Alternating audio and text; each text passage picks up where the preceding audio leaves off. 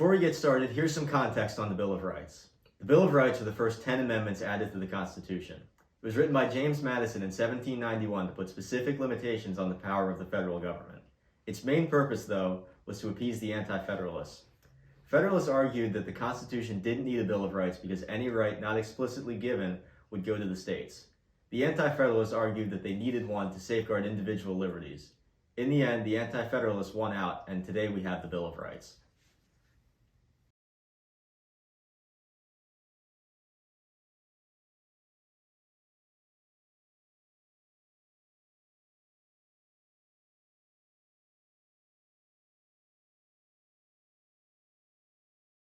Please welcome our first guest, an expert on the First Amendment.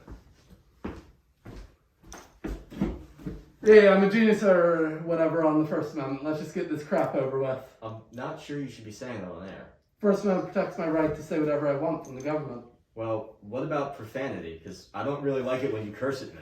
Well, in Miller versus California, the Supreme Court decided that profanity is determined by their three-pronged test. It either has to be explicitly sexual, very offending to the common people of the area, or not taken seriously in any kind of literary, scientific, or artwork.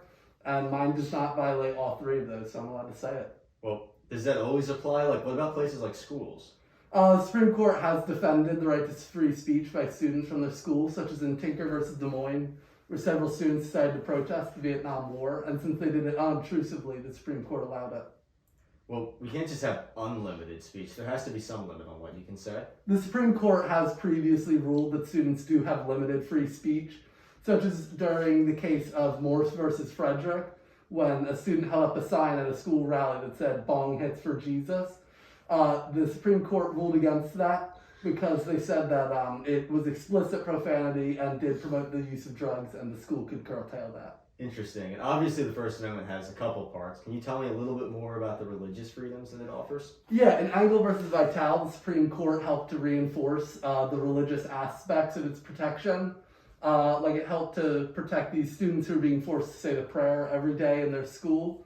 And when they sued, the Supreme Court overturned that and saying that the school could not even facilitate non-denominational prayer. Interesting. Well, thank you very much.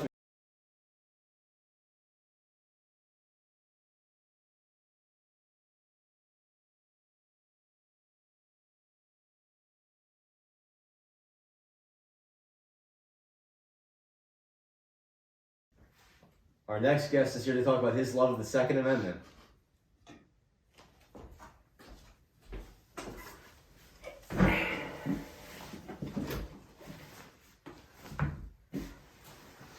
So, what's your opinion on the Second Amendment? This is the best amendment.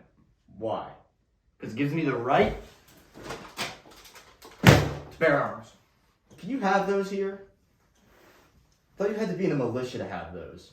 There's this court case where this guy tried to bring a shotgun across state lines, and they ruled that the right to bear arms is specific to militias and not the individual.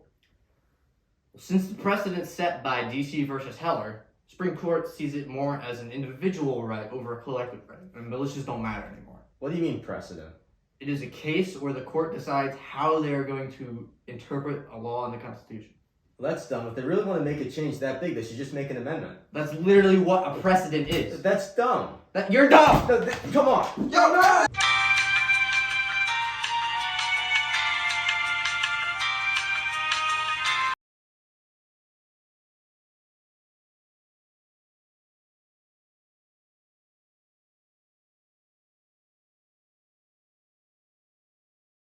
So what's the point of the Third Amendment? Third Amendment, it protects you from having to let any soldiers live in your home during peacetime, so they can't just force themselves into your living space when you don't want them to be there. Okay. It's a really important amendment to protect your privacy. What? Yes.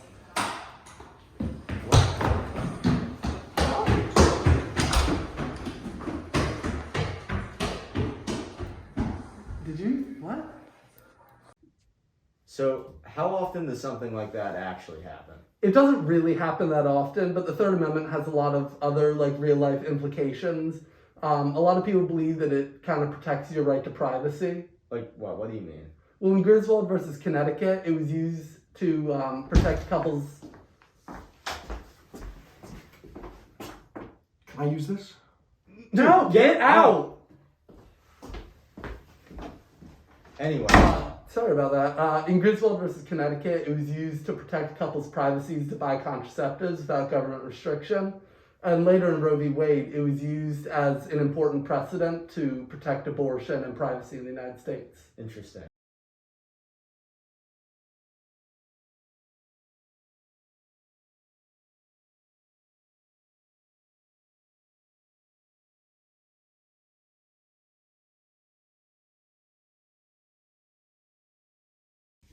Let's bring in our special guest to talk about the Fourth Amendment. So is this being filmed or anything? We brought you onto a TV show. You're on camera. Okay, we'll have to talk about that one later. Okay, sure, but before we start, what's in the case? There's nothing in the case. Don't worry about it. Just don't worry about it. Okay. Anyway, why is the Fourth Amendment so important? The Fourth Amendment is like the most important amendment. It's what keeps the government out of your stuff, and it doesn't allow them to like search through your things without warrant. And like without it, the government could just like go through my briefcase and find my stuff. All right. So, has the Supreme Court ever made any rulings around the Fourth Amendment? Of course they have. In Callaghan versus Storm, they ruled that the police cannot enter your home without either a warrant or your explicit permission. Well, what happened in that case? So Callaghan was detained by the police on the condition that they wouldn't enter his household, but they did, and they searched it, and they found his firearms, and they took all of them, and they wouldn't give them back, which is a blatant disregard for what the Fourth Amendment says. Well, thank you very much, Mr.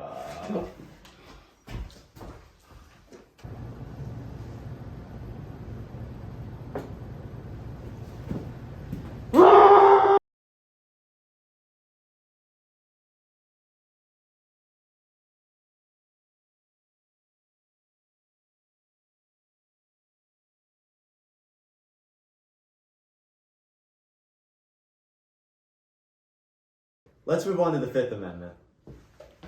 You don't have enough time for that. Of course, case has already been scheduled here. We're just going to move on to that. What? This is a court of law now? All right, let's do this.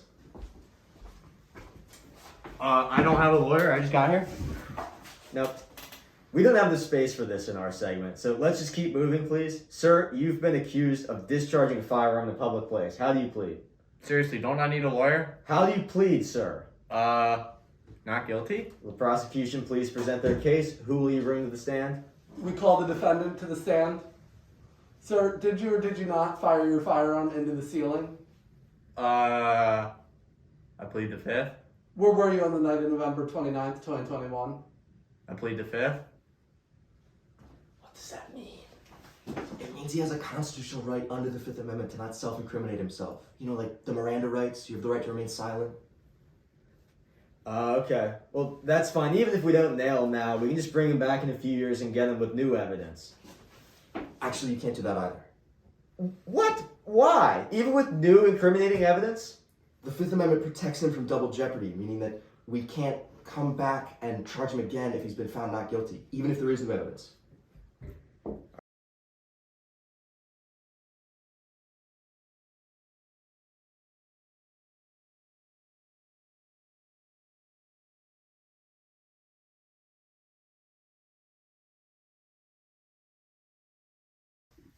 Objection! Objection, Your Honor! What? What is going on now? This man has a right to legal counsel in a prosecution. And which right is that? It's from the Sixth Amendment. Aha! But the Sixth Amendment only guarantees protection to those in federal cases. This is a state court. That's where you're wrong. In Gideon v. Wainwright, the Supreme Court set the precedent that it not only applied to federal courts, but state courts as well. Oh, well, okay then. Your Honor, I would like to present our second piece of evidence. Video surveillance of the defendant taking out his firearm and firing it into the ceiling himself. Now, I know the Sixth Amendment gives you the right to a jury. Now, what has the jury decided? Your Honor, we find the defendant guilty.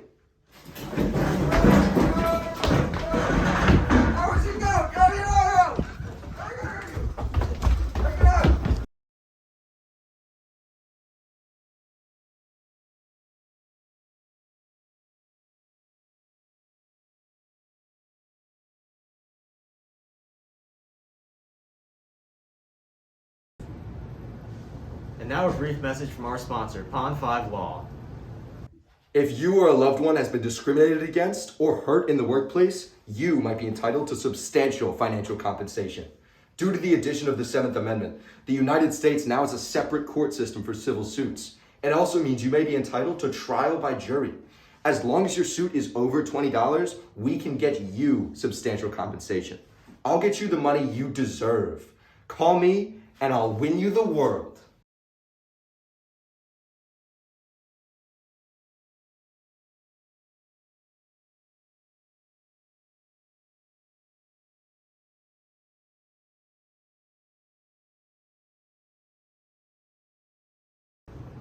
I set your bail at $300 billion. Objection! This is unjustly high bail and it's prohibited against by the 8th Amendment. Can he do that? The 8th Amendment states that a convict cannot receive unjustly high bail.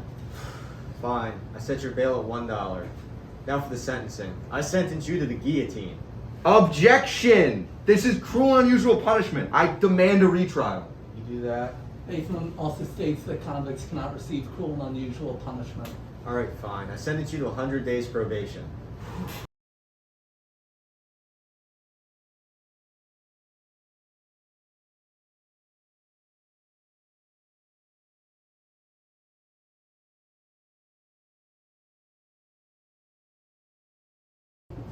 Our next guest is here to talk about the 9th Amendment.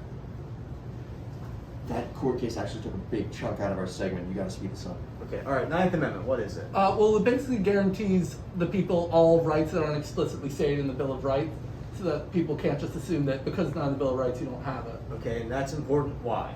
Well, because it grants people, like the right to privacy, for instance, because in Roe v. Wade, they used it to rule that women could get abortions because they had a right to privacy from the state interfering with their business. Okay, alright, that's interesting, but that's all the time we have today. I need what you do to you- come on. what do you- get- I get- got other get- things to say. Come on, get me.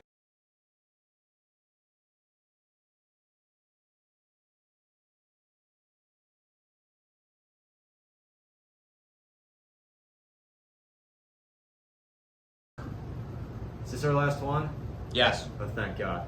Alright, welcome our next guest to talk about the 10th Amendment. What is it?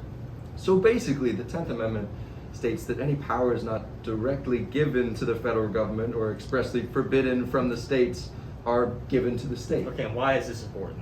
It essentially prevents the federal government from becoming too powerful and tyrannical. Alright, awesome. Thank you for tuning in, ladies and gentlemen. Good night.